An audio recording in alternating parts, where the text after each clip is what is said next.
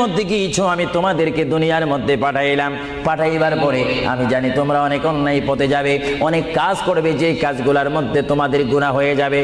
বান্দা তোমরা গুনাহ করবে তাও আমি ভালো মতো জানি, তোমরা পাপ করবে তাও আমি ভালো মতো জানি। বান্দারে পাপ করার পরে, গুনাহ করার পরে একাই কি মসজিদের মধ্যে তোমরা কেঁদেছো, রব্বানা যালামনা, বলেন রব্বানা যালামনা আনফুসানা ওয়া ইল্লাম তাগফির লানা ওয়া তুরহামনা লানাকুনান্না মিনাল খাসিরিন বলে বলে মসজিদে কেঁদেছো, আসরের নামাজ পড়ে কেঁদেছো, যোহরের নামাজ পড়ে কেঁদেছো, মাগরিবের পড়ে কেঁদেছো, এশার নামাজ পড়ে কেঁদেছো।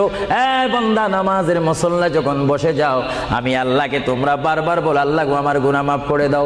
তারপরও আমি তোমাদের গুনাহ মাফ করে নেই। তারপরও তোমরা নিশি রাত্রে, মানুষ যখন ঘুমে যায়, তোমার বিবি যখন ঘুম যায়, তোমার ছেলে যখন ঘুম যায়, তুমি নিশি রাত্রে ঠান্ডা পানি দিয়ে ওযু বানিয়ে